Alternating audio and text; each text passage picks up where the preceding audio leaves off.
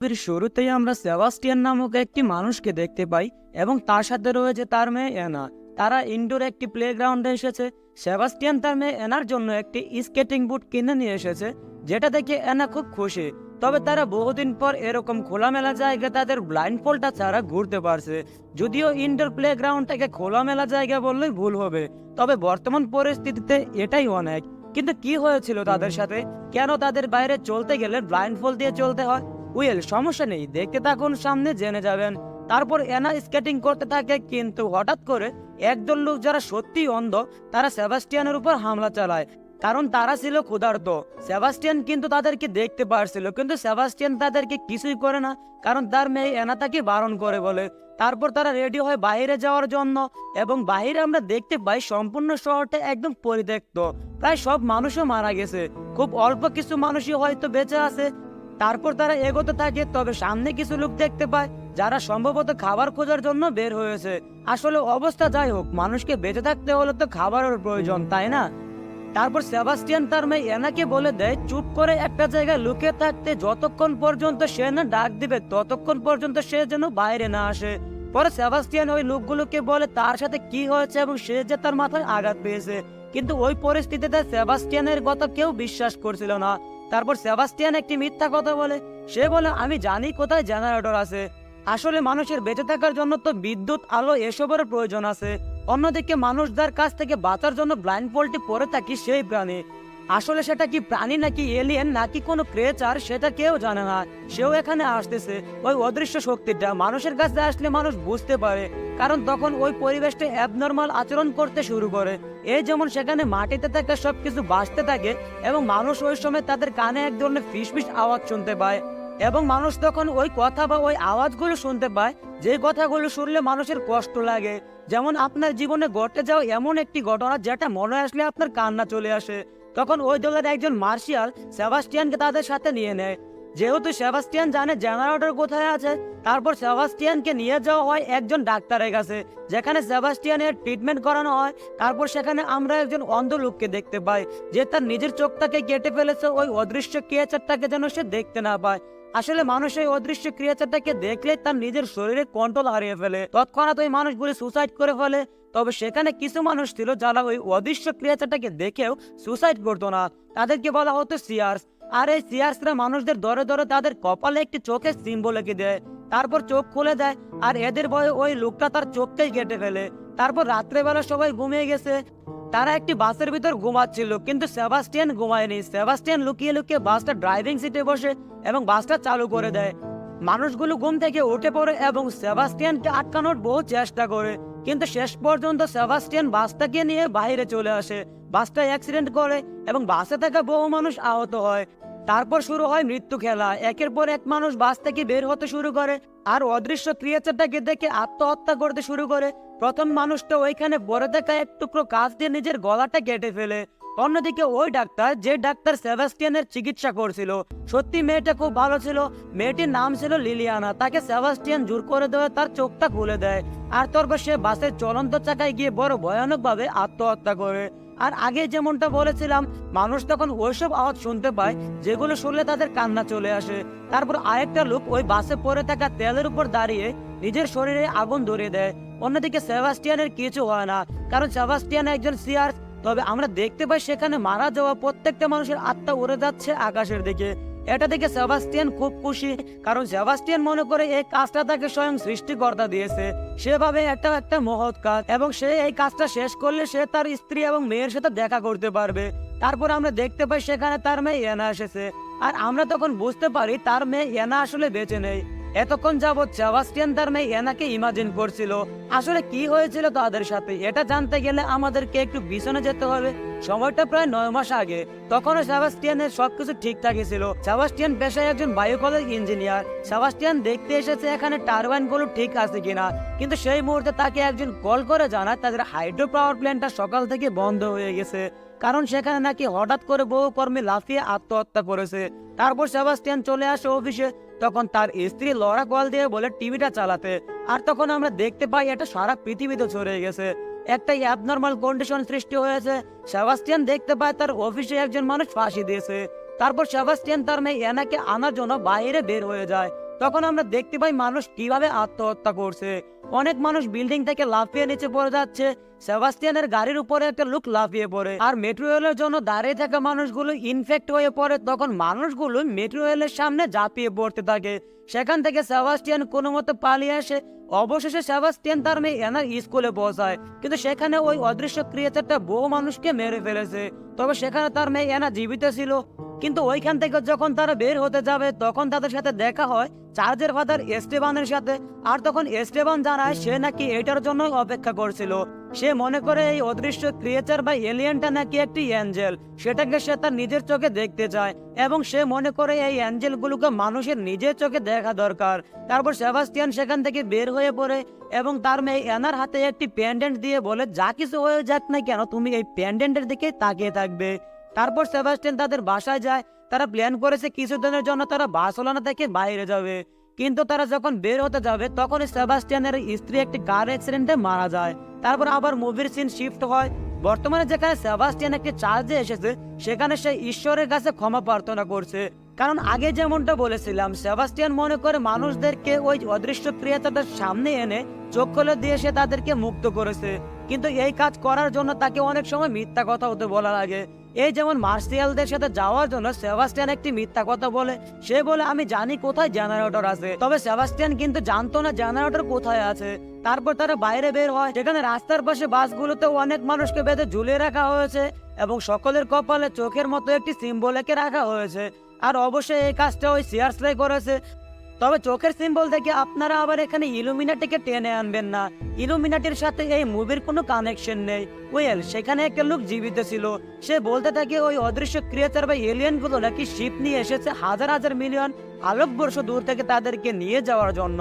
তবে সেবাস্টিয়ান ওসব বিশ্বাস করে না। সেবাস্টিয়ান বলে তারা এঞ্জেল। আর ওই লোকটা সেখানে মাথা টুকে টুকে মারা যায়। আর মারা যাওয়ার পর দেখা যায় তার আত্মাটা আকাশের দিকে উড়ে যাচ্ছে।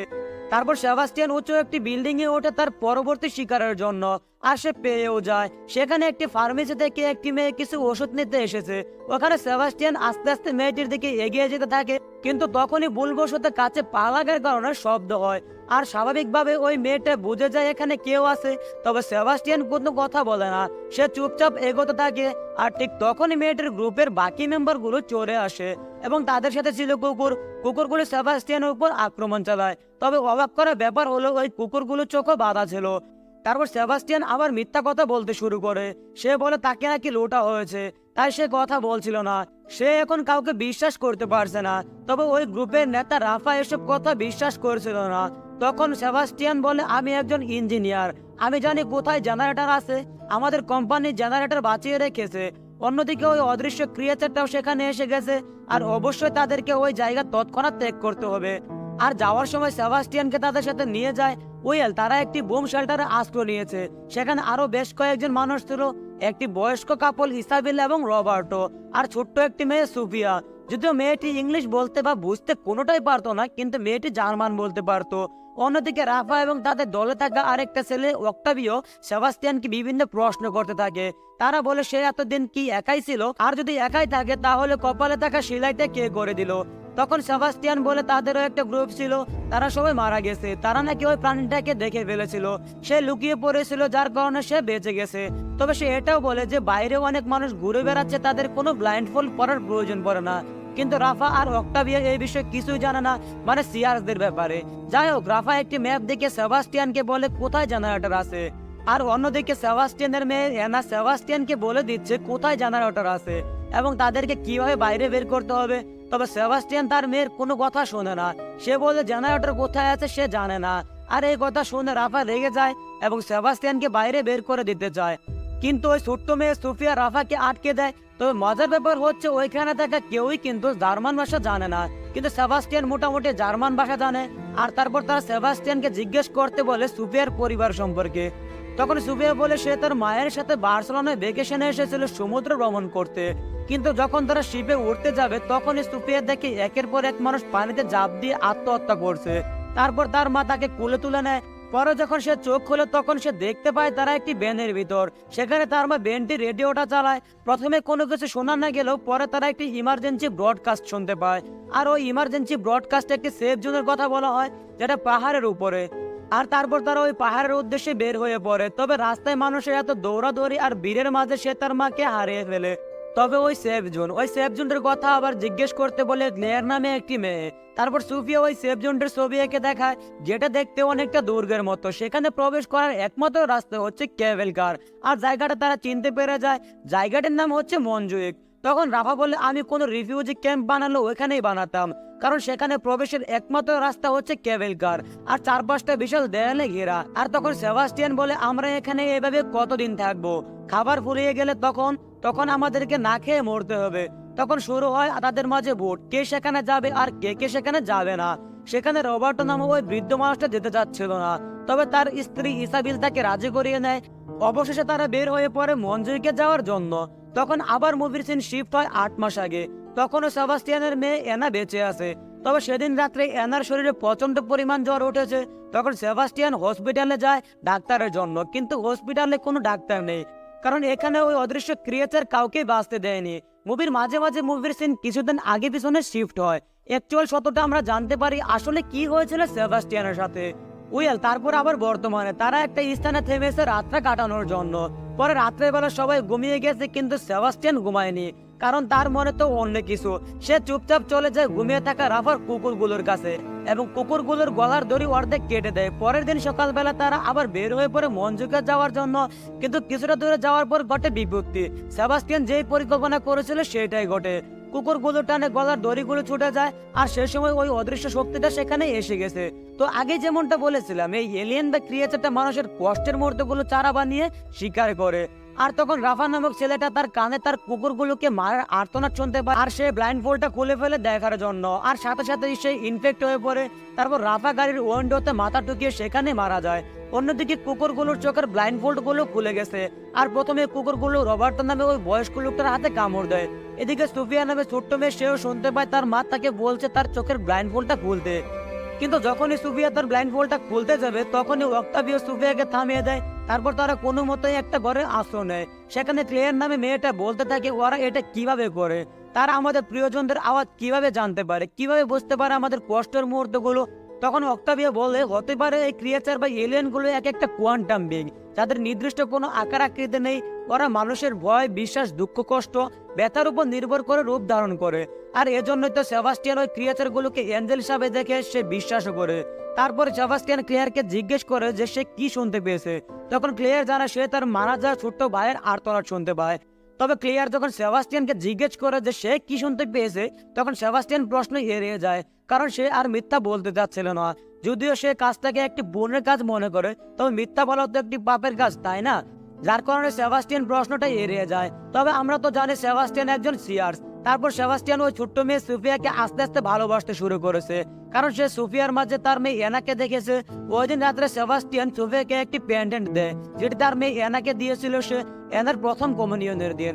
তারপর আবার আমরা কয়েক মাস আগের একটা ফ্ল্যাশব্যাক দেখতে পাই, যেখানে সিয়ার্সদের লিডার ফাদার স্টেভেন মানুষদের ঘরে ঘরে গিয়ে মানুষের চোখগুলো খুলে দিচ্ছে। এক প্রকার বাধ্য করছে ওই সুপার ন্যাচারাল এন্টিটিকে দেখার জন্য ফাদার স্টেভেন। আর তারপর তাদের কপালে এঁকে দিচ্ছে চোখের সিম্বল। তারপর আবার বর্তমান সময়ে মনে আছে তো, রবার্টো নামে ওই বৃদ্ধ লোকটাকে রাফার কুকুরগুলো কামড়ে দিয়েছিল। বর্তমানে তার হাতের অবস্থা বেশি একটা ভালো না, ইনফেকশন বেড়েই চলেছে। ভালো করতে গেলে প্রয়োজন অ্যান্টিবায়োটিক। তারপর তারা অ্যান্টিবায়োটিক খোঁজ করার জন্য একটি বাড়িতে যায়, কিন্তু সেই বাড়িতে থাকা সবাই আত্মহত্যা করেছে ওই এলিয়েন বা ক্রিয়েচারটাকে দেখে। তবে ওই বাড়িতে কিছু পরিমাণ অ্যান্টিবায়োটিক তো পায়, কিন্তু বিপত্তি ঘটে তখন যখন অক্টাভিও অন্য রুম থেকে জিজ্ঞেস করে সেবাস্টিয়ানকে, সেবাস্টিয়ান যে রুমে আছে ওই রুমের জানালাগুলো কি বন্ধ আছে কিনা। কিন্তু সেবাস্টিয়ান বলে এই রুমে সবকিছু সিল করা আছে। আর বেচারা অক্টাভিও বিশ্বাস করে যে চোখের ব্লাইন্ড ফোল্ডটা খুলে অমনি ইনফেক্ট হয়ে পড়ে ওই সুপার ন্যাচারাল এন্টিটির জালে। আর অক্টাভিও ওইখানে পড়ে থাকা একটি ছুরি দিয়ে নিজের পেটে আঘাত করে ওইখানে মারা যায়। তবে এবার অক্টাভিওর আত্মাটা আলোর মতো আকাশের দিকে উড়ে যায় না। আর সেবাস্টিয়ান এসব করছিল তার মেয়ে এনার কথায়। তারপর সেখানে ক্লেয়ার আসে কি হয়েছে দেখার জন্য। তখন এনা ক্লেয়ারের ব্লাইন্ড ফোল্ডটা খুলে ফেলতে বলে সেবাস্টিয়ানকে, কিন্তু সেবাস্টিয়ান খুলে না। পরে এনা জানা সে ধীরে ধীরে তাদের ভরসা হারাচ্ছে। আর এই কারণে তো অক্টাভিও মরার পর অক্টাভিওর আত্মাটা সেবাস্টিয়ান আর আকাশের দিকে উড়ে যেতে দেখে না। তারপর তারা যেটুকু অ্যান্টিবায়োটিক এনেছিল সেটুকু রবার্টোর হাতে লাগিয়ে দেয়। পরে আবার তারা তাদের যাত্রা শুরু করে, কিন্তু এবার তাদের শত্রু চারিদিকে। একদিকে ওই সুপার ন্যাচারাল ক্রিয়েচার গুলো, অন্যদিকে বাইরে বাইক নিয়ে ঘুরে বেড়ানো সিয়ার্স গুলো। প্রথম ওই সিয়ার্স গুলো রবার্টো নামে ওই বৃদ্ধ লোকটাকে আহত করে দেয়, তবে তার স্ত্রী ইসাবেল তাকে আর ছেড়ে যায় না। এমনিতে ওই সিয়ার্সরা তাদের ব্লাইন্ড ফোল্ড গুলো খুলে দেবে। তখন তারা ডিসাইড করে মরার আগে অন্তত একবার হলো তারা একে অপরের মুখটি দেখে মারা যাবে, আর সেটাই করে তারা। অন্যদিকে সেবাস্টিয়ান সুফিয়া আর ক্লেয়ারকে নিয়ে একটি ঘরের ভিতরে প্রবেশ করে, তবে ক্লেয়ার জেনে গেছে যে সেবাস্টিয়ান একজন সিয়ার্স, সেও বাইরে ব্লাইন্ড ফোল্ড ছাড়া ঘুরতে পারে। আর সেবাস্টিয়ান যে ব্লাইন্ড ফোল্ডটা পড়তো সেটা দিয়ে সবকিছু দেখা যায়। তবে সেবাস্টিয়ান তো এখন আর আগের মতো নেই, সে ধীরে ধীরে বুঝতে পারছে যে সে ভুল করেছে, কিন্তু এটা তো ক্লেয়ারকে সে বোঝাতে পারছে না। সেবাস্টিয়ান বোঝাতে পারছে না যে সে এখন তাদেরকে সাহায্য করতে চায়। অবশেষে সেবাস্টিয়ান সুফিয়ার ব্লাইন্ড ফোল্ডটা খুলতে গিয়ে খুলে না। অন্যদিকে সেবাস্টিয়ানের মেয়ে অ্যানা তাকে বারবার বলছে সুফিয়া এবং ক্লেয়ারের চোখের ব্লাইন্ড ফোল্ডটা খোলার জন্য, তাহলে সে তার মেয়ে অ্যানা এবং স্ত্রী লরার সাথে সাক্ষাৎ করতে পারবে। সেবাস্টিয়ান কি করবে বুঝতে পারছে না, তবে সে তার মেয়ে অ্যানার কোনো কথাই শোনে না। তারপর আবার মুভির সিন শিফট হয় প্রায় 7 মাস আগে। আমরা অ্যাকচুয়াল সত্যিটা জানতে পারি আসলে কি হয়েছিল তার মেয়ে অ্যানার সাথে, কিভাবে বাবা মারা গেল অ্যানা। সেদিন রাত্রেবেলায় অ্যানার 11তম জন্মদিন সেবাস্টিয়ান তার মেয়ে অ্যানার জন্য ছোটখাটো একটা সেলিব্রেশনের আয়োজন করেছে।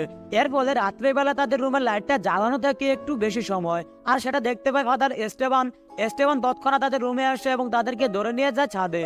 সেখানে সেবাস্টিয়ানের সামনে তার মেয়ে অ্যানার চোখের ব্লাইন্ড ফোল্ডটা খুলে ফেলে, তারপর জোর করে চোখটা খুলে দেয় ফাদার এস্টেবান। আর অবশ্যই অ্যানা ইনফেক্ট হয়ে পড়ে এবং সে ছাদ থেকে ঝাঁপিয়ে সেখানেই আত্মহত্যা করে নেয়। আর এই সম্পূর্ণ বিষয়টা ঘটে সেবাস্টিয়ানের সামনে, আর বাবা হয়ে সেবাস্টিয়ান এই বিষয়টা মেনে নিতে পারে না। সেবাস্টিয়ান প্রচুর দুঃখ কষ্টে মারতে যায় ফাদার এস্টেবানকে, কিন্তু ওই সময় সেবাস্টিয়ানও ইনফেক্ট হয়ে পড়ে। তবে আমরা দেখতে পাই সে আর আত্মহত্যা করছে না, মানে সেবাস্টিয়ান ওই সময় থেকে সিয়ার্সে পরিণত হয়েছে। আর তখন সেবাস্টিয়ানের মাইন্ডটাও কন্ট্রোল করতে শুরু করে ও অদৃশ্য এন্টিটি। আর তখন থেকে সেবাস্টিয়ান তার মেয়ে অ্যানাকে হেলোজেনেশন করতে শুরু করে। তারপর ফ্ল্যাশব্যাকটা শেষ হয়ে এবং সেবাস্টিয়ান রিয়েলাইজ করতে পেরেছে তার কারণে কতগুলো মানুষের প্রাণ গেছে। আর তা সে প্রতিজ্ঞা করে ক্লেয়ার এবং সুফিয়াকে মঞ্জুরিকা যাওয়ার জন্য সম্পূর্ণ সাহায্য করবে। অন্যদিকে একটা সিয়ার্স এসে তাদের উপর হামলা করে, তবে যখন ওই সিয়ার্সটা জানতে পারে সেবাস্টিয়ান একটি সিয়ার্স, তখন ওই সিয়ার্সটা সেবাস্টিয়ানের চোখ উপড়ে ফেলার চেষ্টা করে, কারণ সে এটার যোগ্য না। সে তাদেরকে হেল্প করেছে এখান থেকে বের হওয়ার জন্য। তবে সেবাস্টিয়ান ওই সিয়ার্সটাকে হারিয়ে দেয়। তারপর তারা বের হয়ে পড়ে একটা গাড়িতে করে মঞ্জুরিকা যাওয়ার উদ্দেশ্যে, কিন্তু সেখানে ওই সিয়ার্স গুলো তাদের পিছু করতে করতে এসে পড়ে। তবে সেবাস্টিয়ান আর উপরে ওঠে না, সে নিচে থেকে যায় ফাদার এস্তেবানকে আটকানোর জন্য। অন্যদিকে ক্লেয়ার আর সুফিয়া উঠতে থাকে সিঁড়িগুলো বেয়ে, তবে সিঁড়িগুলো অনেকদিন যাবৎ ব্যবহার না করার ফলে সিঁড়িগুলো নড়বড়ে হয়ে গেছে। আর একটা জায়গায় তো সুফিয়া প্রায় নিচেই পড়ে যাচ্ছিল, তবে ক্লেয়ার সুফিয়াকে বাঁচিয়ে নেয়। অবশেষে তারা কেবল কারের কাছে গিয়ে পৌঁছায়। তবে যেমনটা বলেছিলাম অনেকদিন যাবৎ অ্যাবান্ডন অবস্থায় পড়ে থাকার কারণে কেবল কারগুলো এখন আর চলছে না। তবে ক্লেয়ার তখন তার মাথা কাটায়, ওইখানে দেখা একটা ঘন্টা জোরে জোরে বাজাতে থাকে ক্লেয়ার। আর অবশ্যই ওই শব্দটা শুনে ও অদৃশ্য ক্রিয়েচার বা এলিয়েনটা এখানে আসতে শুরু করে। ফলে ওইখানে একটা কম্পনের মতো বা ভাইব্রেশন সৃষ্টি হয়, যার ফলে ওই পরিত্যক্ত কেবল কারগুলো আবার চলতে শুরু করে। আর অবশ্যই সুফিয়া এবং ক্লেয়ার দুজনে ওই কেবল কারে উঠে পড়ে। অন্যদিকে ফাইনালি সেবাস্টিয়ান ফাদার এস্টেবানের মুখোমুখি হয়। তবে সেবাস্টিয়ানকে অদৃশ্য ক্রিয়েচার বা এলিয়েনটা বিভিন্নভাবে ম্যানিপুলেট করতে থাকে। সেখানে দেখতে পায় তার মেয়ে অ্যানা তার দিকে এগিয়ে আসতে। তবে সেবাস্টিয়ান তার মনস্থির করে নেয় এবং সে একটা রড সরাসরি ফাদার এস্টেবানের পেটে ঢুকিয়ে দেয়। তবে সেবাস্টিয়ানের পেটেও ফাদার এস্টেবান একটা ছুরি ঢুকিয়ে দেয়, আর অবশ্যই দুজনেই সেখানে মারা যায়। ওইদিকে ক্লেয়ার এবং সুফিয়া মঞ্জুকে গিয়ে পৌঁছায়, আর সত্যি সেখানে মানুষেরা ছোট্ট একটি কলোনি বানিয়েছে, যেখানে সবকিছু কন্ট্রোল করছে একগুচ্ছ মিলিটারি। তারপর সুফিয়া এবং ক্লেয়ারকে ওই স্বর্ণগুলো একটি সেফ জোনে নিয়ে যায়, যেখানে তাদেরকে পরীক্ষা নিরীক্ষা করা হবে ওই ক্রিয়েচার বা এলিয়েনটা দ্বারা তারা কি ইনফেক্ট হয়েছে কিনা। তবে আমরা ভিতরে দেখতে পাই তারা স্বনির্ভরতার জন্য চাষবাস শুরু করেছে, আর সেখানে সুফিয়া তার মাকেও দেখতে পায়। তারপর আমরা দেখতে পাই ও সৈন্যগুলো ক্লেয়ারের শরীর থেকে ব্লাড স্যাম্পল নিচ্ছে। আসলে তারা একটি অ্যান্টিবায়োটিক বানানোর চেষ্টা করছে, যেটার মাধ্যমে তারা ওই সুপার ন্যাচারাল এন্টিটির সাথে লড়তে পারবে। আর এজন্য তারা ওইসব মানুষের ব্লাড স্যাম্পল নিচ্ছে যারা ওই সুপার ন্যাচারাল এন্টিটির প্রভাব থেকে বেঁচে ফিরেছে। তাদের ডিএনএ এক ধরনের ট্রমাটিক পরিবর্তন থাকে, যে কারণে ওই মানুষগুলো সিয়ার্সে পরিণত হয়। আর তারা ওইসব সিয়ার্সের ব্লাড ব্যবহার করে অ্যান্টিবায়োটিক বানানোর চেষ্টা করছে। দেখতে পায় তারা একটি সিয়ার্সকে বেঁধে রেখেছে, যার ব্লাড থেকে তার বিভিন্ন রকম পরীক্ষা নিরীক্ষা করছে। প্রথমে তারা 3টি ইঁদুরের উপর ট্রায়াল করে এবং ইঁদুরগুলোর শরীরে লাইভ ডিটেক্টর লাগিয়ে একটি বোল্টের ভিতরে রেখে দেয়। সম্ভবত তারা সেখানে একটা সুপার ন্যাচারাল এন্টিটিকে আটকে রেখেছে, কারণ ওই বোল্টের ভিতর থেকে অদ্ভুত রকমের আওয়াজ আসছিল। যেটা এক্সপ্লেন করে বোঝানো সম্ভব না। তারা যে সিয়াসটাকে আটকে রেখেছিল সেই সিয়াসটা তখন বলতে থাকে আমাকেও দেখতে দাও। তবে ইঁদুরগুলো মারা গেছে, তাদের টায়ালটাও ব্যর্থ হয়েছে। আর এই মুভি আপাতত এখানে শেষ হয়। দেখা হচ্ছে পরবর্তী কোনো ভিডিওতে, সে পর্যন্ত সুস্থ থাকুন, ভালো থাকুন।